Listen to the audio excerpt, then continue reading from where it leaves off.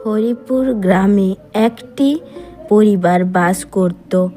ওই পরিবারটি খুব অহংকারী ছিল। পরিবারের যিনি মালকিন তিনি খুব অহংকারী এবং তার বৌমা গরিব পরিবার থেকে আসায় সে খুব দয়ালু ও দানী প্রকৃতির ছিল। গ্রামে দুর্গাপুজোর সময় বৌমা, ও বৌমা, তুমিও তোমার মেয়ে এসো, আমরা সবাই মিলে দুর্গা ঠাকুর দেখে আসি। হ্যাঁ মা, এক্ষুনি বের হচ্ছি। আয় মা, চল আমরা বের হই। কি মজা মা, আমরা পুজো দেখতে যাব, তাহলে নতুন পোশাক পরিয়ে দাও। এইভাবে ওরা সবাই মিলে গ্রামের পুজো মণ্ডপের দিকে এগিয়ে গেল। পুজো মণ্ডপের সামনে একটি মহিলা এসে বলল, বাহ বাহ, মায়ের মূর্তিটা তো খুব সুন্দর হয়েছে। মায়ের মূর্তিটা তো সুন্দর হবেই, ওটা আমরা দিয়েছি যে।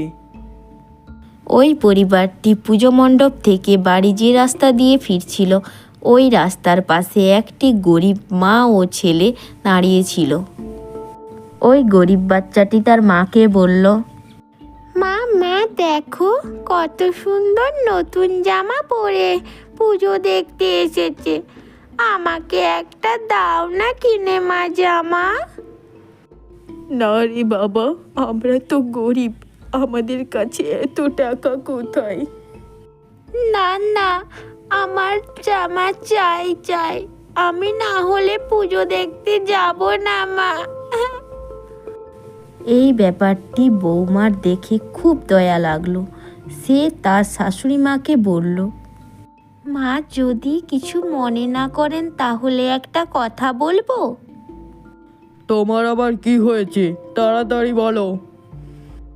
মা, আমাদের তো অনেক টাকা পয়সা, আমরা যদি গ্রামের দুর্গাপুজোয় গরিব বাচ্চাদের পোশাক দান করি তাহলে কেমন হয়?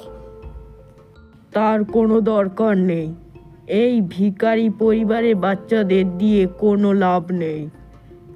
এই কথা বলবেন না মা, এরা গরিব বলে কি মানুষ নয়?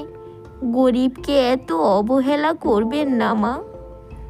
চুপ করো, তোমাকে অত বড় বড় কথা বলতে হবে না, আর বেশি দয়াবানও দেখাতে হবে না। এই বলে রেগে শাশুড়ি ওখান থেকে চলে গেল। যারা গরিব তারা সবসময় অবহেলাই পায়। যাই বাচ্চাটির মাকে কিছু সাহায্য করে আসি, যাতে বাচ্চাটিকে নতুন পোশাক কিনে দিতে পারে। এই বলে বৌমাটি কিছু টাকা গরিব বাচ্চাটির মায়ের হাতে দিল ও বাচ্চাটির মাকে বলল নতুন পোশাক কিনে দেওয়ার কথা। যা দেখে বাচ্চাটির মা ও বাচ্চাটি খুব খুশি হলো। ধন্যবাদ দিদি, আমার বাচ্চাটাকে আমি নতুন পোশাক কিনে দিতে পারছিলাম না, তাই আপনার জন্যই আজ সম্ভব হলো।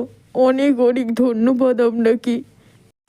আমাদের ভিডিওটি যদি ভালো লেগে থাকে লাইক করে চ্যানেলটি সাবস্ক্রাইব করে দিন।